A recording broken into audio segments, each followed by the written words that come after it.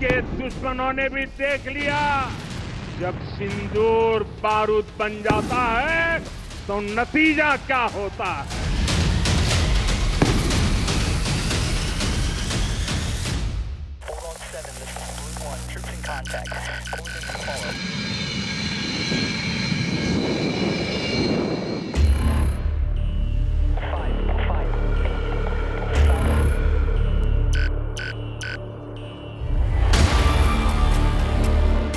वेळ पहाटे 2:30 वाजताची. तारीख 10 मे 2025. ठिकाण पाकिस्तानचे पंतप्रधान शहबाज शरीफ यांचं निवासस्थान. या घरामधली रात्रीची किर्र शांतता भंग झाली ती एका फोन कॉलनं. हा फोन कॉल होता पाकिस्तानचा आर्मी चीफ असीम मुनीरचा.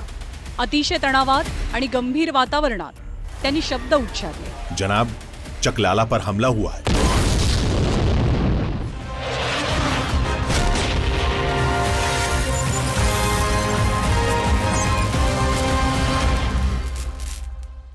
नौ और 10 की दरमियानी रात में तकरीबन 2:30 बजे सिपा सलार जनरल सईद आसिम मुनीर ने मुझे सिक्योर फ़ोन पे मुझे बताया कि वज़ीर-ए-आज़म साहब, हिंदुस्तान ने अपने बैलिस्टिक मिसाइल अभी लॉन्च किए हैं.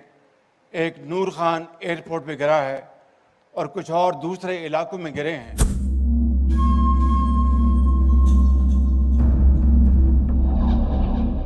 नूर खान एअरबेस पाकिस्तानच्या हवाई दलाची शान. पाकिस्तानमधला सर्वात जुना आणि प्रतिष्ठित एअरबेस. हाच एअरबेस जळत होता आणि त्यामुळे पाकिस्तानचं हवाई दल अक्षरशः होरपळून जात होतं. कारण भारतानं नूर खानवरती केलेला हल्ला हा केवळ प्रतिकात्मक नव्हता, तर हा हल्ला अचूक आणि विध्वंसक होता. या हल्ल्यातून भारतानं असं काही करून दाखवलं ज्याची कुणी स्वप्नातही कल्पना केलेली नव्हती. It was building up. 22 एप्रिलला पहलगाम हल्ल्यानंतर हळूहळू वातावरण निर्मिती झाली. भारताकडून चोख प्रत्युत्तर दिलं जाईल याची इतरांप्रमाणे मलाही खात्री होती. That there will be an Indian reaction. Noor Khan आणि सरगोदावरील हल्ला प्रतिकात्मक दृष्ट्या अत्यंत महत्वाचा होता. बाकीची ठिकाणं तर सामान्य होती. रणनीतीच्या दृष्टीने ही दोन्ही ठिकाणं रावळपिंडी जवळ होती, त्यामुळे त्याला वेगळं महत्त्व प्राप्त झालं होतं. In terms of proximity to Rawalpindi, that the bases have been struck with such precision. पाकिस्तानामधील त्या ठिकाणांवर अत्यंत अचूक मारा करण्यात आला. खास रणनीती तयार करून महत्त्वाच्या ठिकाणांना लक्ष्य करण्यात आलं आणि तो हल्ला गेम चेंजर होता. That is what was game changing. Noor Khan airbase पाकिस्तानच्या VVIPंच्या ताफ्याचं, गुप्तचर यंत्रणांचं आणि विशेष हवाई युनिटचं मुख्यालय. गेल्या अनेक दशकांपासून पाकिस्तानच्या हवाई यंत्रणेचा हा तळ सुरक्षित होता. किंबहुना पाकिस्ताननं तो अण्वस्त्र धमक्यांच्या पोकळ भिंतींच्या पाठीमागे सुरक्षित ठेवलेला. पण भारताच्या ऑपरेशन सिंदूरनं पाकिस्तानचे सगळे आडाखे फोल ठरवले. दहशतवादी तळांवरच्या हल्ल्यांपासून सुरू झालेल्या भारताच्या धाडसी कारवाईचा प्रवास थेट रावळपिंडीला संदेश देणारा होता. हम दशकों से न्यूज़ की एंकरिंग कर रहे हैं. पहले भी जंग और तनाव कवर कर चुके हैं, लेकिन हमने ऐसा पहले कभी नहीं देखा. जैसे न्यूक्लियर पॉलिसी को नए सिरे से लिखा जा रहा था. एक देश को जो आतंक का पनाहगाह है उसे खुलकर चेतावनी दी जा रही थी. हम इतिहास को अपनी आंखों के सामने बनते हुए देख रहे थे. ये 1971 के बाद पहली बार हुआ था. पाकिस्तान की एयर पावर पूरी तरह से बर्बाद हो चुकी थी. एयर डिफेंस की कमजोरी बेनकाब हो चुकी थी. It certainly caught the world by surprise. या हल्ल्यानं अवघ्या जगाला अचंबित केलं होतं. कोणताही दहशतवादी हल्ला हा यापुढे युद्ध मानलं जाईल हे जगाला समजून घ्यावं लागलं. And that will be retaliated too. So this is now the new normal. And West needs to particularly see this. पश्चिमेतील राष्ट्रांनी आता ही बाब समजून घ्यायला हवी. So the world needs to जर जग दहशतवादाविरोधात गंभीर असेल तर त्यांना पाकिस्तानवर लक्ष द्यायला हवं.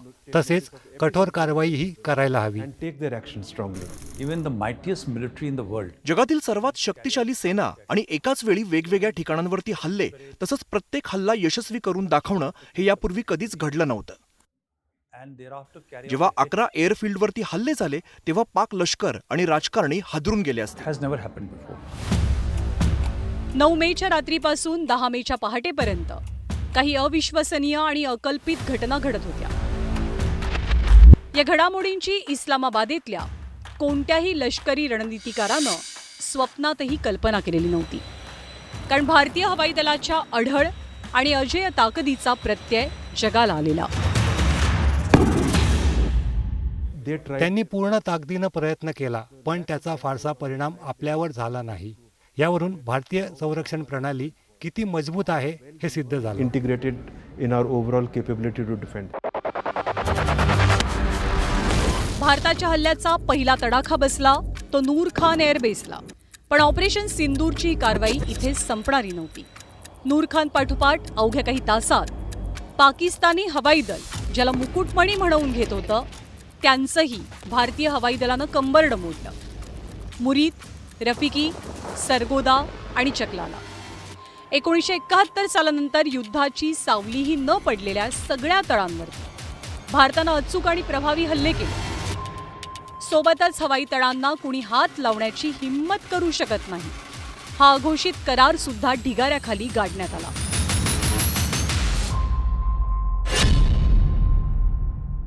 We have targeted the length and breadth of the adversary.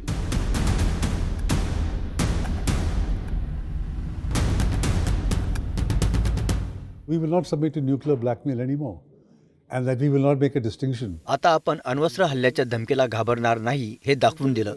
आता आम्ही दहशतवादी आणि त्यांच्या समर्थकांमध्ये फरक करणार नसल्याचं यातून स्पष्ट झालं.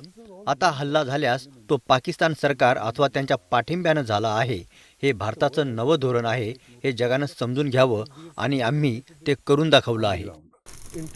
सिद्धांताचा विचार केल्यास ही अत्यंत नियंत्रित कारवाई होती.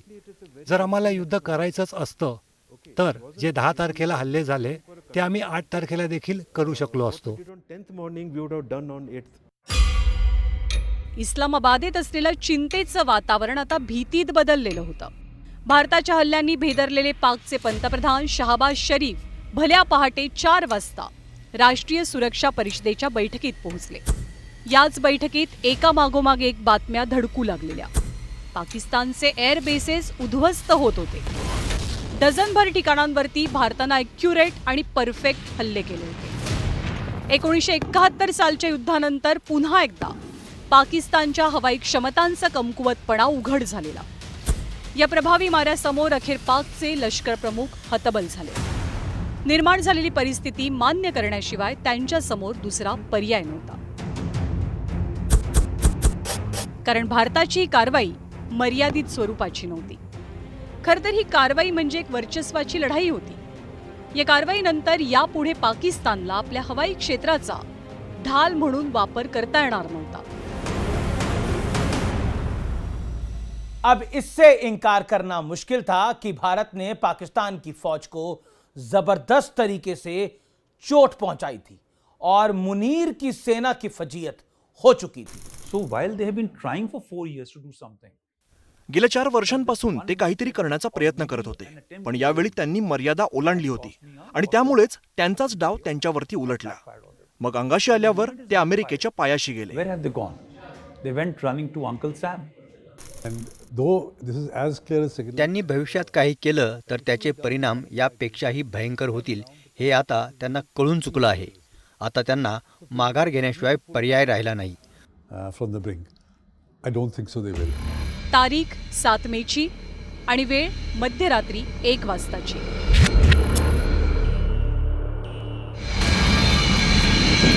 भारतीय विमानांनी नियंत्रण रेषा भेदली, शत्रूच्या रडारला चकवा दिला, दऱ्याखोऱ्यांमधनं आणि शत्रूच्या हवाई क्षेत्रातनं आपल्या लक्ष्याच्या दिशेनं प्रवास सुरू केला.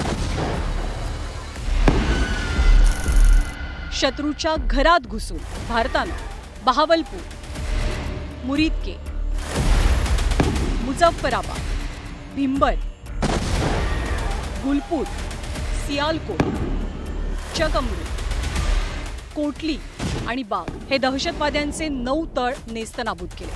ऑपरेशन सिंदूरचं एकच ध्येय होतं, सीमेपलीकडचा दहशतवाद संपवणं आणि दहशतवाद्यांचे तळ उद्ध्वस्त करणं। पहलगाम अटैक के बाद 2 हफ्तों तक हम इसी पल का इंतजार कर रहे थे। हमने रातों रात कंटिंजेंसी टीमें तैनात कर दी थी जो लगातार अलर्ट पर थी, और उन्होंने सबसे पहले ब्रेकिंग न्यूज दी। इस बार की स्ट्राइक बिल्कुल सोची समझी थी। जो हुआ वो किसी ने नहीं सोचा था। बालाकोट के समय प्रूफ की जो बहस हुई थी, इस बार कोई शक की गुंजाइश ही नहीं थी। कुछ ही मिनटों में हमें बहावलपुर में जैश ए मोहम्मद के ठिकानों पर हुए हमले की पहली तस्वीरें मिल गईं, और यही वो पल था जिसने उस रात को इतिहास बना दिया। 40 मिनिटांपेक्षा कमी वेळेत अनेक दहशतवादी तळ बेचिराग झाले। पण ऑपरेशन सिंदूर हा केवळ पहलगाम हल्ल्याचा बदला नव्हता, तर ऑपरेशन सिंदूर म्हणजे भारतानं आपल्या युद्धनीतीमध्ये केलेल्या सुनियोजित बदलाचं द्योतक होतं। हा स्ट्राईक बालाकोट सारखा नव्हता। हा हल्ला अधिक व्यापक, अधिक आक्रमक आणि अचूक होता। ऑपरेशन सिंदूरनं भारताच्या लष्करी सामर्थ्याचा दृढनिश्चय जगासमोर अधोरेखित केला। Till their drones came, started at जोपर्यंत ड्रोन आणि लॉयटरिंग ॲम्युनिशनचा हल्ला होत नाही तोपर्यंत त्यांनी वाट पाहिली। सुरुवातीला आपण सीमेलगत त्यांच्या रडारला टार्गेट केलं होतं। मग दुसऱ्या दिवशी आणखी हल्ले झाले। काही संरक्षण प्रणाली आणि रडारला लक्ष्य करण्यात आलं। त्यानंतर आणखी काही हवाई तळांवर हल्ल्याचा प्रयत्न झाला। त्यानंतर चोख प्रत्युत्तर दिलं गेलं। that was exercised. What people don't understand is this एवढ्या मोठ्या कारवाईत तणावावरती नियंत्रण ठेवणं किती कठीण असतं हे लोकांना समजत नाही। escalation control which पण आपलं सैन्य आणि नेत्यांनी ते करून दाखवलंय। मी अनेक वेळा वॉर गेम मध्ये हे अनुभवलंय। surprise having war gamed this so many times. या ऑपरेशनची माहिती जगाला सांगण्यासाठी भारतानं आयोजित केलेली पत्रकार परिषद ऑपरेशन सिंदूरच्या यशाला आगळं वेगळं महत्त्व देणारी ठरली। Colonel Sofia Qureshi, wing commander Vyomika Singh आणि परराष्ट्र सचिव विक्रम मिस्त्री या 3 चेहऱ्यांची निवड भारतानं केली, ती पाकिस्तानचा दहशतवादी बुरखा फाडण्यासाठी। भारतानं पाकिस्तानमधल्या दहशतवाद्यांची नांगी कशी ठेचली याचेच पुरावे ऑपरेशन सिंदूरच्या पत्रकार परिषदेनं जगासमोर मांडले। ऑपरेशन सिंदूर 22 अप्रैल को पहलगाम में हुए विभत्स आतंकवादी हमले के शिकार मासूम नागरिकों व उनके परिवारों को न्याय देने के लिए लॉन्च किया गया था। इस कार्रवाई में 9 टेररिस्ट कैंप्स को टारगेट किया गया और पूरी तरह से इसे बर्बाद किया गया। 22 एप्रिल 2025 पहलगाम मधली बैसरन व्हॅली पर्यटकांचं आवडतं ठिकाण। पण 26 पर्यटकांच्या क्रूर हत्येनं ही जागा स्मशानभूमी बनून गेली। अतिशय थंडपणे आणि निर्दयीपणे पर्यटकांना ठार मारलं गेलं। त्यांची हत्या ते फक्त भारतीय असल्यामुळे झाली नाही, तर त्यांच्या धर्मामुळे त्यांचा जीव घेतला गेला।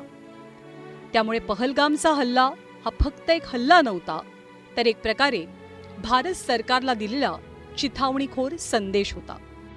हम जो दिल्ली में सत्ता के गलियारों में खबरों पर नजर रखते हैं, हमें तुरंत समझ में आ गया कि यह हमला अलग हटकर है। यह हमला उस वक्त हुआ जब अमेरिकी उपराष्ट्रपति जे.डी. वेंस भारत के दौरे पर थे। इससे पहले भी कई बार अमेरिकी डेलीगेशन जब भारत के दौरे पर थे तब आतंकी वारदात हुई है, लेकिन इस बार जो पूरा का पूरा वाकया था वह अलग दिख रहा था। हमें पता था कि मौजूदा सरकार ऐसे संकटों पर कैसे रिएक्ट करती है, और हमें यह भी यकीन था कि पीएम मोदी रियाद से लौटने की प्लानिंग शुरू कर चुके होंगे। पहलगामच्या हल्ल्यानंतर सौदी अरेबियाच्या दौऱ्यावर असलेले पंतप्रधान नरेंद्र मोदी तातडीनं भारतात परतले। हल्ल्यानंतर अगदी पहाटेपर्यंत सीसीएस कॅबिनेट कमिटी ऑन सिक्युरिटीची बैठक साऊथ ब्लॉकमध्ये पार पडली, ज्या निर्णयांची आजवर सत्तास्थानांच्या कॉरिडॉरमध्ये फक्त कुजबूज रंगायची असे धाडसी निर्णय खुलेआम घेतले गेले। केंद्रीय गृहमंत्री अमित शहा हल्ल्याच्याच दिवशी तातडीनं श्रीनगर आणि पहलगामला पोहोचले। पहलगामच्या हल्ल्यानंतर भारत जितका शोकमग्न होता, तितकाच तो दहशतवादाच्या विरोधात एकवटलेला होता। भारतानं दहशतवादाविरोधातली आपली निर्णायक मोहीम 7 मेला पार पडली, ज्या मोहिमेनं थेट इस्लामाबादला दणके दिले।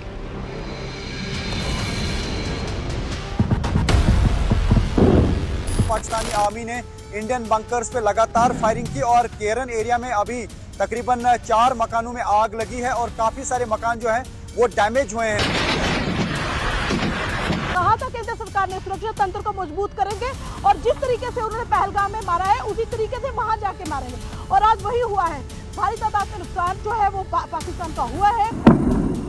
भारत की ओर से स्ट्राइक हुई है, हमें ऐसे धमाकों की आवाज हमें लगातार सुनने को मिली है। देखिए ये अगर आप पहाड़ी देख सकते हैं, ठीक इसके पीछे लाइन ऑफ कंट्रोल का इलाका, और वहां से लगातार पाकिस्तान की नापाक हरकतें जारी है। 8 मे 2025 ची रात्र. कुरापतखोर पाकिस्ताननं भारतावरती ड्रोन आणि क्षेपणास्त्र हल्ले करायला सुरुवात केली. पाकिस्तानच्या टार्गेटवर होते भारताचे 14 लष्करी तळ. पण पाकिस्तानचा प्रत्येक हल्ला भारतानं निष्प्रभ केला. भारताच्या एअर डिफेन्स सिस्टीमने आणि S-400 प्रणालीनं भारताच्या दिशेनं आलेला प्रत्येक हल्ला परतवून लावला. भारताच्या 3ही दलांचे प्रमुख दिवस रात्र डोळ्यात तेल घालून भारत भूमीच्या रक्षणाची जबाबदारी पार पाडत होते आणि एक नवीन हवाई संरक्षण प्रणाली आधुनिक कवच कुंडलांप्रमाणे भारताचं रक्षण करत होती. ऑपरेशन सिंदूर के कुछ मिनट बाद ही हम सब वॉर जोन से रिपोर्टिंग करने के लिए दिमागी तौर पर तैयार थे, लेकिन जो हमने देखा वो हमारे रिपोर्टिंग के करियर में यहाँ पहले कभी नहीं हुआ था. सीमावर्ती भागात पाकिस्तानचे हल्ले वाढते असताना इकडे दिल्लीतही राजकीय घडामोडींची चक्र वेगानं फिरत होती. परराष्ट्र मंत्री एस जयशंकर यांच्या भेटीगाठी वाढलेल्या. सौदी आणि इराणच्या परराष्ट्र मंत्र्यांशी संवाद साधत त्यांनी भारताची भूमिका अधोरेखित केली. भारतानं फक्त दहशतवादी हल्ल्याला प्रत्युत्तर दिलंय, पण जर का पाकिस्ताननं तणाव वाढवला तर भारत सुद्धा पुढच्या हल्ल्यांसाठी जराही संकोच करणार नसल्याचा स्पष्ट संदेश दिला गेला. India gave a firm, resolute and measured response by destroying the relevant terror centers and launch pads. India's right to defend its people against acts of terror has also been recognized by countries across the world. इसके ठीक उलट पाकिस्तान की diplomacy पूरी तरह से नाकाम रही. उनके मंत्रियों ने वेस्टर्न मीडिया में जाकर और ज्यादा शर्मिंदगी झेली.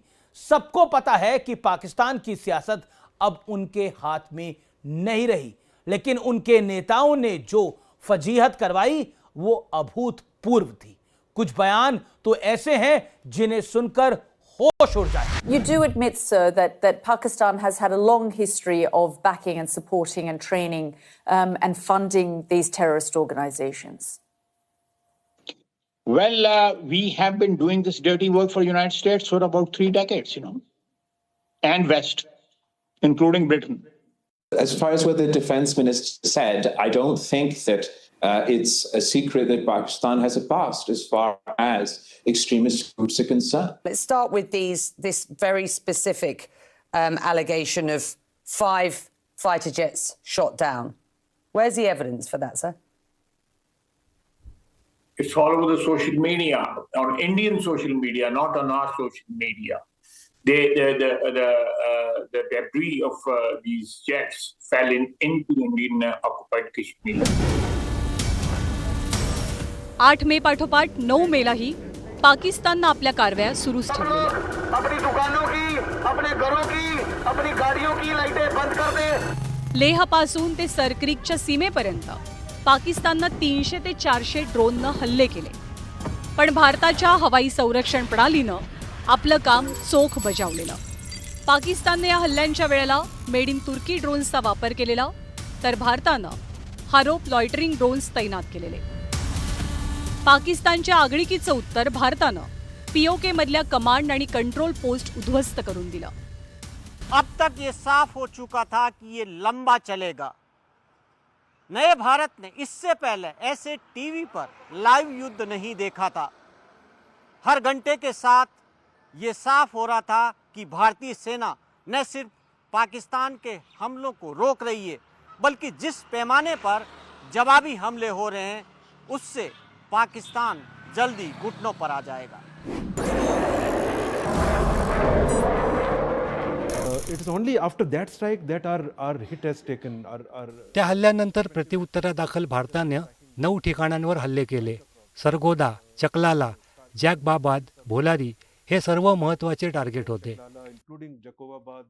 केवळ एअर डिफेन्स सेंटरच नाही तर अनेक महत्त्वाचे लष्करी तळ जमीनदोस्त केले. त्यामध्ये लढाऊ विमानांचं हँगर, F-16 शेल्टर, रनवे काहीच सुटलं नाही. F-16 shelters, targeting their launch capability in terms of runways. 10 मेला पहाटे 3 वाजता भारतानं आर पारच्या लढाईसाठी स्टान्स घेतला.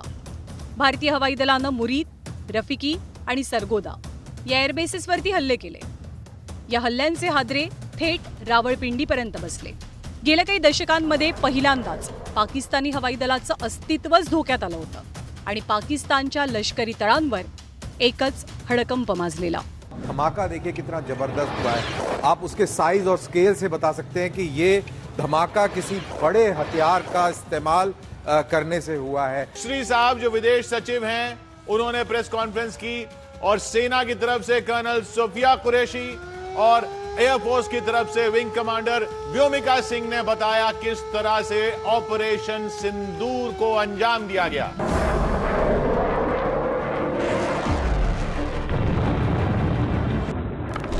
लेकिन जो हमला पाकिस्तान को पूरी तरह झुका गया वो था सरगोधा एयरबेस पर किया गया सटीक प्रहार.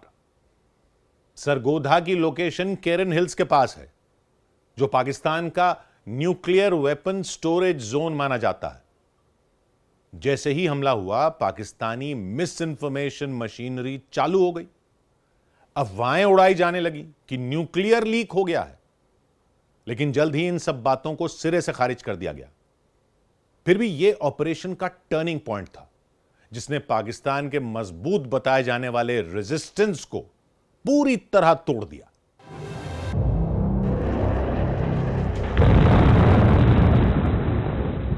The Sargodha thing which happened is, look at the layers. You had the Chinese layer to observe. You had all the. सरगोदामध्ये किती प्रकारची सुरक्षा होती ते पहा. चीनच्या निगराणीखाली हा परिसर होता. चीनचे उपग्रह लक्ष ठेवून होते. खासगी उपग्रहांकडून सुद्धा लक्ष ठेवलं जात होतं. एवढंच काय, पण अमेरिकेच्या प्रणालीही कार्यरत होत्या. त्यामुळे पाकिस्तानला आधीच माहिती पुरवली जात होती. Also to forewarn. Pakistan K DGMO ने रिक्वेस्ट की, बात शुरू की, वो आगे बढ़े और उसके बाद ये फैसला लिया गया कि चलिए सीज फायर किया जाएगा. भारताच्या हल्ल्यात पाकिस्तानचे अर्ध्या डझनाहून जास्त हवाई तळ उद्ध्वस्त झाले होते. पाकिस्तान सैन्याचा प्रमुख बंकरमध्ये जाऊन लपला होता आणि या सैन्य प्रमुखांना त्यांच्या सैन्याचं झालेलं नुकसान आणि फजितीची माहिती दिली जात होती. पाकिस्तानचे अनेक जवान मारले गेले होते. त्यांची हवाई संरक्षण यंत्रणा खिळखिळी झाली होती. सैन्याचं मनोबल खचलेलं होतं.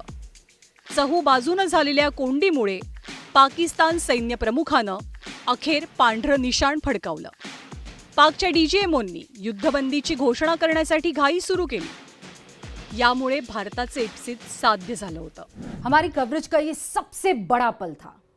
हमारे सिक्योरिटी एडिटर मनोज गुप्ता इस ऑपरेशन की कवरेज को देख रहे थे और वही सबसे पहले ये जानकारी लेकर आए कि पाकिस्तान ने भारत की हॉटलाइन पर कॉल करके सीज फायर की मांग की है.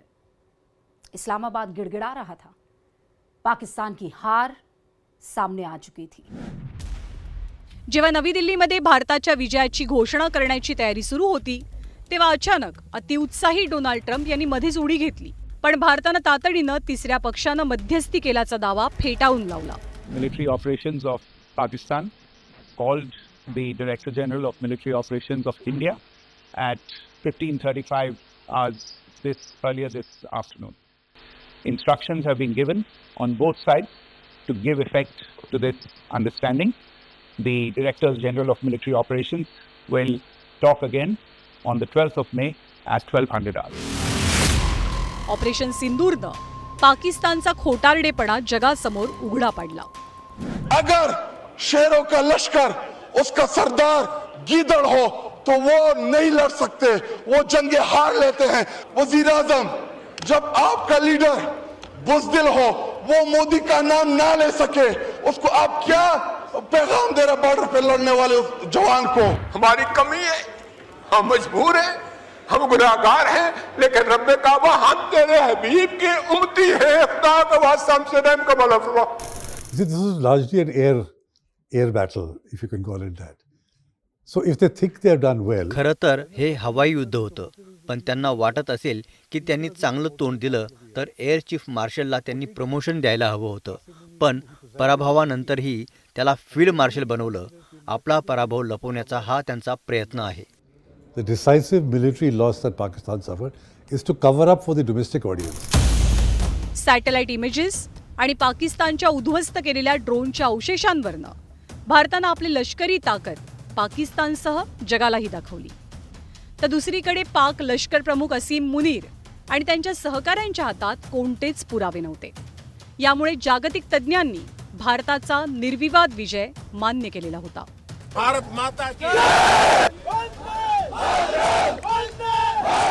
Operation Sindoor was partially successful in regards of destroying the terror infrastructure, but highly successful in regards of significantly weakening Pakistan to the degree where it became unable to defend itself from conventional strikes of the Indian armed forces, and had no ability to strike back upon India, and had no other option but to sue for ceasefire. पूरे operation का सबसे बड़ा संदेश ये था, भारत अब सिर्फ defence नहीं करता, भारत अब खुद डिफेंस टेक्नोलॉजी भी बना रहा है. आकाश तीर भारत का स्वदेशी एयर डिफेंस सिस्टम आत्मनिर्भरता और अजय एयर डिफेंस का प्रतीक बन चुका है.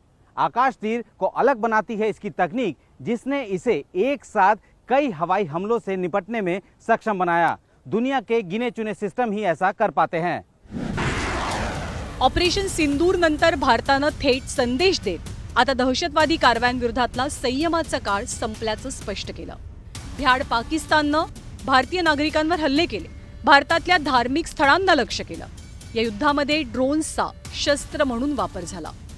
त्यामुळे भारतानं प्रत्युत्तर देताना आपल्या लष्करी कारवायांची भाषा बदलली, व्याख्या बदलली. सर्जिकल स्ट्राइक और एयर स्ट्राइक के बाद अब ऑपरेशन सिंदूर आतंक के खिलाफ भारत की नीति है. ऑपरेशन सिंदूर ने आतंक के खिलाफ लड़ाई में एक नई लकीर खींच दी है, एक नया पैमाना, न्यू नॉर्मल तय कर दिया है.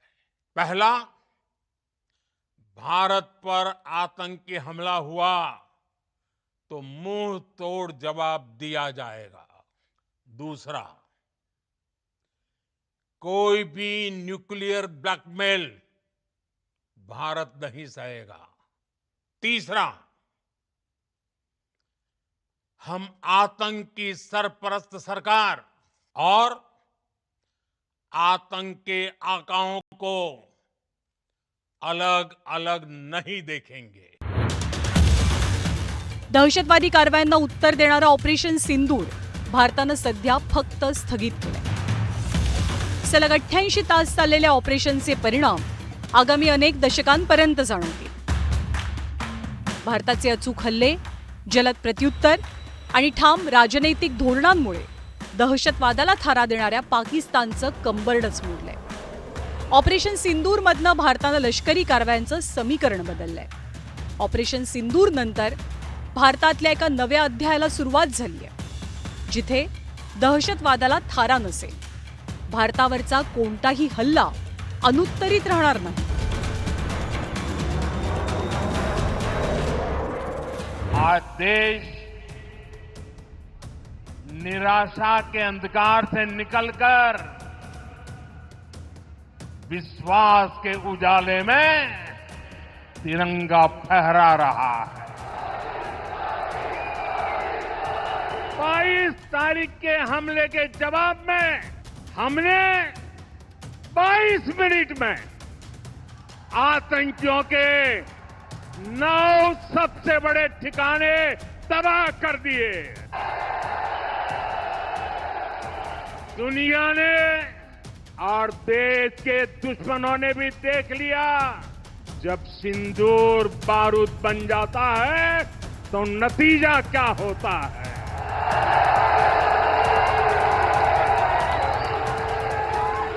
और आर्मी के सभी जाबाजों, बीएसएफ के अपने शूरवीरों को सैल्यूट करता हूं।